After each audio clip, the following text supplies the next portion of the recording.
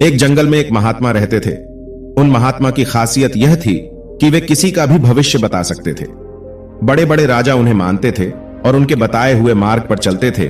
उस जंगल के बीचों बीच से एक नदी गुजरती थी और उन महात्मा की कुटिया उसी नदी के किनारे पर थी। नदी के दोनों तरफ दो अलग अलग शक्तिशाली राजाओं के साम्राज्य थे। वे दोनों ही राजा उस महात्मा को बहुत मानते थे।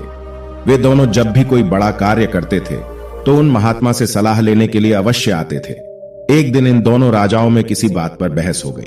बात इतनी बढ़ गई कि नौबत युद्ध पर आ गई। युद्ध की तारीख और समय तय कर दिया गया। पर जैसा कि दोनों राजाओं का एक नियम था कि जब भी कोई बड़ा कार्य करते तो वे दोनों उस महात्मा की सलाह जरूर लेते थे। इसीलिए पहला राजा उन महात्मा के पास आता है और उनसे पूछता है कि महात्मा जी, मैंने पड़ोस के राजा के साथ युद्ध करने का फैसला किया है, इसीलिए यह जानना चाहता हूं कि युद्ध का परिणाम किसके पक्ष में होगा। वे महात्मा कहते हैं कि यदि तुमने युद्ध किया तो तुम्हारी हार निश्चित है। फिर वो राजा महात्मा जी से पूछता है कि क्या जीतने का कोई भी उपाय नहीं है। वे महात्मा कहते हैं नहीं, कोई उपाय नहीं है। यदि युद्ध किया तो हार निश्चित है। फिर वह राजा कहता है कि तलवार मेयान से निकल चुकी है, अब युद्ध टलेगा तो नहीं, जो होगा देखा जाएगा। फिर वो राजा उसी समय वहां से चला जाता है और अपने सेना से जी तोड़ मेहनत करने के लिए कहता है। सभी सैनिक राजा की आज्ञा मानकर जी तोड़ मेहनत करने के लिए लग जाते हैं। दूसरे दिन दूसरा राजा उन महात्मा के पास आता है और उनसे पूछता है कि महात्मा जी, मैं पड़ोस के राजा के साथ युद्ध करने के लिए जा रहा हूं, इसीलिए मैं इस युद्ध का परिणाम जानना चाहता हूं कि युद्ध किसके पक्ष में रहेगा। वे महात्मा कहते हैं कि निसंदेह जीत तुम्हारी है और उस राजा के पास तुम्हें हराने का कोई उपाय नहीं है। उन महात्मा की बात सुनकर वो राजा बहुत ही ज्यादा प्रसन्न हो जाता है और सीधा जाकर अपनी सेना को यह खुशखबरी सुनाता है कि युद्ध में उनकी जीत पक्की है। ये बात सुनकर उस राजा के सैनिक भी बहुत खुश हो जाते हैं और युद्ध की तैयारियों में लग जाते हैं। समय बीतता गया और आखिर युद्ध का दिन आ जाता है। फिर युद्ध की रणभेरिया बजाई जाती है और युद्ध शुरू हो जाता है। दोनों सेनाएं एक दूसरे के साथ भीड़ जाती है और मार काट मच जाती है। देखते ही देखते जिस पहले राजा की हार निश्चित थी, वे दूसरे राजा की सेना को ढेर कर देती है और पहला राजा वो युद्ध जीत जाता है जिसे उन महात्मा ने कहा था कि वो युद्ध हार जाएंगे। युद्ध जीतने के बाद वो पहला राजा उन महात्मा के पास आता है और उनसे पूछता है कि महात्मा जी, आपने तो कहा था कि मैं वो युद्ध हार जाऊंगा, लेकिन मैं तो युद्ध जीत गया हूं।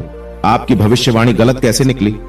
फिर वे महात्मा उस राजा से कहते हैं कि मैंने तो वो कहा था जो तुम्हारे भाग्य में लिखा, लेकिन तुमने अपने कर्म से अपने भाग्य को बदल दिया।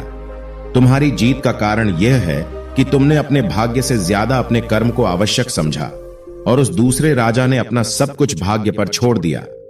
उसने अपने कर्म से ज्यादा अपने भाग्य को आवश्यक समझा और पूरे समय में खुशियों से भरा रहा, जिसके कारण आज तुम विजयी हो और वो तुम्हारा बंधक है।